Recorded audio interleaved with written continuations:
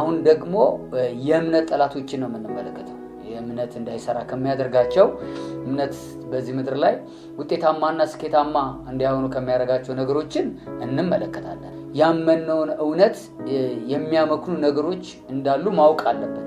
ያመነው የእምነት ቅድም ወዳጆች የሚያመጡት ውጤት እንዳለ ሁሉ እምነት ከፍቅር ጋር፣ እምነት ከትዕግስት ጋር፣ እምነት ከበጎ ሕሊና ጋር እንደሚሰራ ሁሉ ያመነውን ነገር እንዳይሰሩ ከሚከለክሉ መጽሐፍ ቅዱሳዊ መሰረት ያላቸው ቃሎች አሉ። አንዱ ምንድነው ስትሉ እምነት እንዳይሰራ ከሚያደርገው ከሚያመክነው ነገር አንዱ ምንድነው? እሱ ጥርጥር ነው።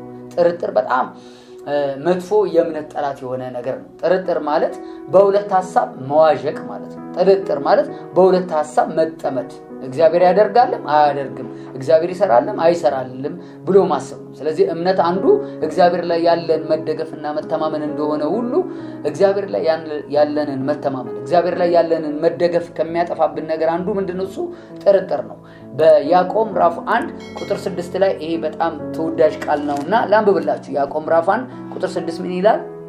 ዳሩ ግን ሳይጠራጠር በእምነት ይለምን፣ ምክንያቱም የሚጠራጠር ሰው በንፋስ እንደሚገፋና እንደሚናወጥ የባህር ማዕበል ነው። ያ ሰው ከጌታ አንዳች ነገር አገኛለሁ ብሎ አያስብ። የሚጠራጠር ሰው በንፋስ እንደሚገፋ ሰው ነው። ከጌታ ምንም ነገር አንዳች ነገር እንደማይቀበል ይወቅ ማለት እግዚአብሔርም አለ እግዚአብሔርም አይሰራም፣ እግዚአብሔርም ያደርጋል እግዚአብሔርም አያደርግም የሚል መሀል ሰፋሪና የሚጠራጠር ሰው የእምነትን ኃይል ወይንም በእምነት ውስጥ የተቀመጠውን የእግዚአብሔር የኃይልን ጉልበት መካፈል አይችልም። ስለዚህ አንዱ የእምነት ጠላት ምንድነው? ቅድም እንዳልኳችሁ ጥርጥር ነው ማለት ነው። ስለዚህ ጥርጥርን የሚያጠፋው እንደው አልጠራጠርም ከእንግዲህ በኋላ እግዚአብሔርን ብቻ ነው ማምነው ብለን በዛ አቅጣጫ ማሰብ ሳይሆን ጥርጥራችንን ሳናስበው እንድናስወግድ የሚያደርገን ስለ እግዚአብሔር ያለን አመለካከትን እንደ እግዚአብሔር ቃል ማስተካከል፣ መልካምነቱን፣ ቸርነቱን፣ ርኅራኄውን፣ እረኝነቱን፣ አቅራቢነቱን እንደ እግዚአብሔር ቃል እያወቀን እየተረዳን ስንሄድ የምንጠራጠርበትን ያንን መንፈስ ያመነው ነገር ያስወግድልናል። ግን የሚጠራጠር ሰው ሁለት ሐሳብ ያለው ሰው ነው። ስለዚህ በሁለት ሐሳብ ለሚያሸናክል አንዳችም ነገር ከእግዚአብሔር አያገኝም ስለሚል አንዱ እምነታችን እንዳይሰራ ጠላት ሆኖ ከሚሰራው ነገር አንዱ ምንድነው? አሁን ያልኳችሁ ምንድነው? እሱ ጥርጥር ነው። ሌላው ደግሞ የእምነት የማክሸፊያ አንዱ መንገድ እምነት እንዳይሰራ ከሚያደርገው አንዱ ምንድነው? ፍርሃት ነው። በማርቆስ ምዕራፍ 5 ቁጥር 36 ላይ ገብታችሁ ማንበብ ትችላላችሁ። ፍርሃት የእምነት ተቃራኒ ነው። የእምነት ተቃራኒ ድፍረት አይደለም። የእምነት ተቃራኒ ፍርሃት ነው። እምነት የሚመጣው ከመስማት ነው፣ መስማትም ከእግዚአብሔር ቃል ነው ተብሎ እንደተጻፈ፣ ፍርሃትም የሚመጣው ከመስማት ነው፣ መስማትም ከዲያብሎስ። ስለዚህ ዲያብሎስ የራሱን ፍቃድና ሐሳብ በሕይወታችን ለመፈጸም የመጀመሪያው የፍርሃትን መንፈስ ያስቀምጥብናል። ፍርሃት ማለት ክፉ ነገር እንደሚመጣ በስጋት መጠበቅ ማለት ነው። ፍርሃት ማለት ክፉ ነገር ያገኘኛል ብሎ ያንን ነገር ተጠባብቆ ማሰብ ማለት ነው። ፍርሃት ማለት የሰጋሁት የተጨነኩበት ያጠፋኛል ያልኩት ነገር የእውነት ሊያገኘኝ ይችላል ብሎ ልክ እንደ እምነት በረከት እንደምንጠብቅ እንደ እምነት ያንን ችግር መጠባበቅ ማለት ነው። አይገርማችሁም? ፍርሃት በዛ አቅጣጫ ይሰራል። እግዚአብሔር ከፍርሃት ጋር እንድንኖር አይፈልግም። የፍርሃት መንፈስ እንዳይገዛን የሰጠን አንዱ መንፈስ ምንድነው ስትሉ የኃይል መንፈስ ነው። ለዚህ ነው ይሄ የኃይል መንፈስ በእኛው ሲሰራ የፍርሃት መንፈስ ምን የሚያደርገው የማይሰራው። አማኝ ሁሉ ጊዜ በእምነት መንፈስ ይኖራል ማለት በእግዚአብሔር የኃይልና በእግዚአብሔር የታምራት በእግዚአብሔር የመጠበቅ ጉልበት ይኖራል ማለት ነው። አማኝ በፍርሃት ውስጥ ይኖራል ማለት ያኛውን ተቃራኒ የሆነውን ነገር በህይወቱ ይመጣበታል። ውድቀት፣ ጥፋት፣ ችግር፣ ማንኛውም በህይወታችን የሚመጡ ማንወዳቸው ነገሮች ከሌላኛው ዓለም የፍርሃት መንፈስ ኃይል ጋር እንገናኝና የሚመጣ ምን አለ ማለት ነው?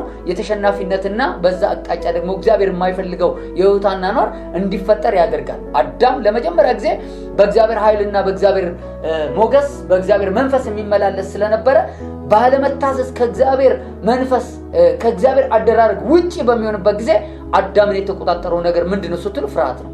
እግዚአብሔር መጥቶ ሲያወራው ፈራው አለው። ይሄንን መንፈስ ከየት አመጣ ነው ያለው። ስለዚህ ፍርሃት ከተሳሳተ ነገር ጋር የሚያገናኘን ነው። እምነት ደግሞ ከእግዚአብሔር ዓለም ጋር ምን የሚያደርገን ነው?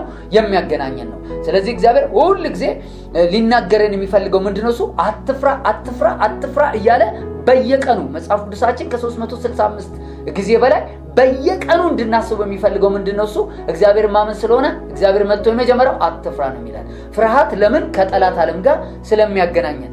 ይሄ የማርቆስ ምዕራፍ 5 ቁጥር 36 አንድ ታሪክ ነው የምናነበው። ያ ታሪክ ምንድነው?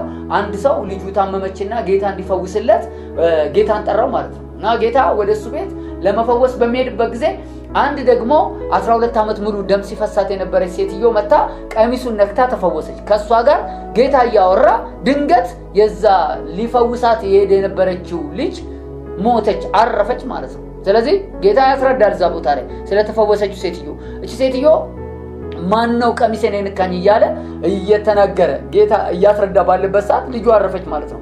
ኢየሱስም እምነትሽ አድኖሻል ብሎ ስብከቱን ከጨረሰ በኋላ ወደዛ ሰውዬ ዞር ሲል መምህሩን አትድከመው፣ ልትፈወስ የነበረችው ልጅ ኦልሬዲ ሞታለች ሲለው ኢየሱስ ኮምፕሊትሊ ያንን መንፈስ ነው የተቃወመው። ምን አለው?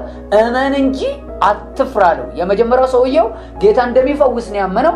ቀጥሎ ግን ከሞተች በኋላ ጌታ ላይ እምነት የለውም የሞተን አካል ሊያስነሳ እንደሚችል። ኢየሱስ ግን ምን አለው? እመን እንጂ ምን አትበል አለው? አትፍራ። ፍርሃት የእግዚአብሔርን ዓለም ህይወት እንዳንካፈል ያደርገናል። እምነት ደግሞ የእግዚአብሔርን ዓለም ኃይል እንዲገልጥ ያደርጋል። ስለዚህ አንዱ የእምነት ጠላት ምንድነው ስትሉ ፍርሃት ነው። ፍርሃትን ለማስወገድ እምነትን ማብዛት ነው። እምነት እየበዛ ሲሄድ ፍርሃት ዜሮ እየሆነ ይመጣል። ፍርሃት ዜሮ እየሆነ ሲመጣ ሰይጣን አቅም ያጣል፣ ክፉ አቅም ያጣል፣ የዓለም ሲስተም አቅም ያጣል። እምነታችን እየጨመረ ሲሄድ በፍርሃታችን ላይ ድል እየወሰድን፣ በፍርሃታችን ላይ ማሸነፍን እያገኘን፣ በፍርሃታችን ላይ በረከትን እያገኘን እንድንመላለስ ያደርጋል። አንዱ የእምነት ጠላት ምንድነው አልኳችሁ? መጀመሪያ ጥርጥር፣ ቀጥሎ ፍርሃት። ሶስተኛውና የመጨረሻው ምንድነው ስትሉ የእምነት ጠላት አንዱ ምንድነው ስትሉ ጭንቀት ነው።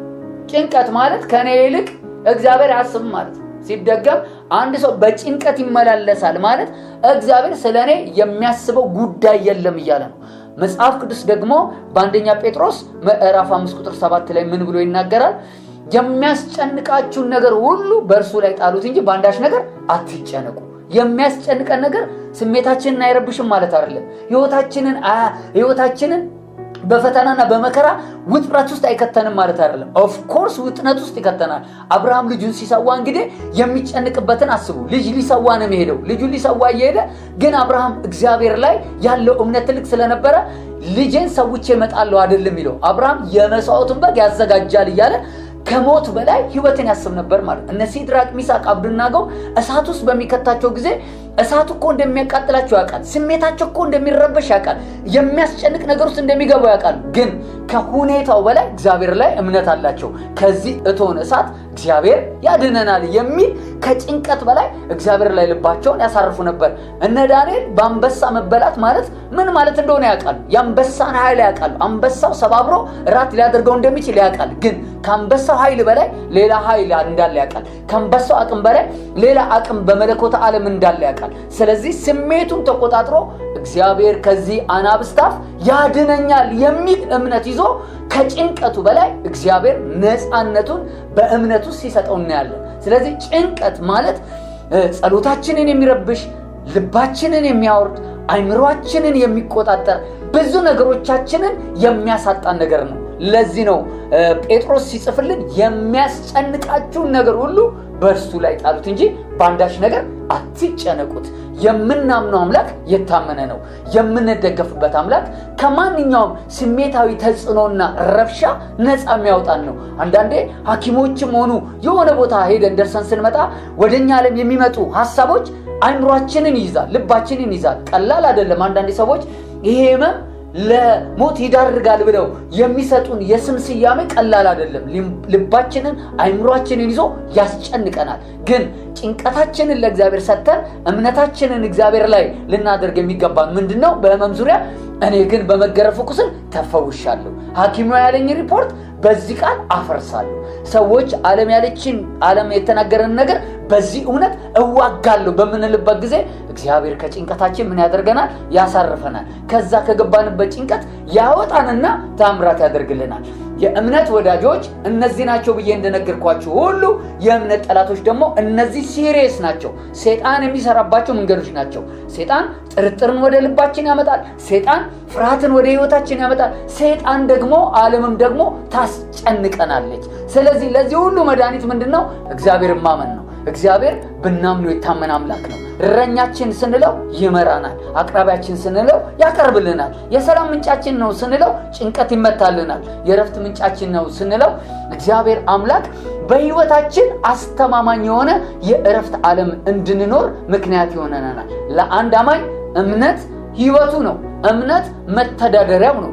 እምነት የሚቀጥሉትን ዓመታቶች የሚያገኝበት አሁን የገባበትን የህይወት የማይፈልጋቸው ስርዓቶችን ሰባብሮ የሚያመልጥበት ነው። እምነታችን እግዚአብሔር ላይ በሚሆንበት ጊዜ የእግዚአብሔር ማዳን፣ የእግዚአብሔር ክብር፣ የእግዚአብሔር ታላቅነት፣ የእግዚአብሔር በጎነት፣ የእግዚአብሔር ቸርነት የመገለጫውት ነው። ስለዚህ ረጅም ጊዜ በዚህ የእምነት አቅጣጫ ተምረናልና ዛሬም ለእናንተ ጸልያለሁ። እግዚአብሔር ሆይ በጌታ በኢየሱስ ክርስቶስ ስም እኔ ጸልያለሁ። ይሄንን የእምነት ትምህርት በተከታታይ የተከታተሉ ሰዎች ሁሉ በኑሯቸው ውስጥ ጣልቃ ግባ። የታመሙ ይፈወሱ፣ የተጨነቁ ይረፉ።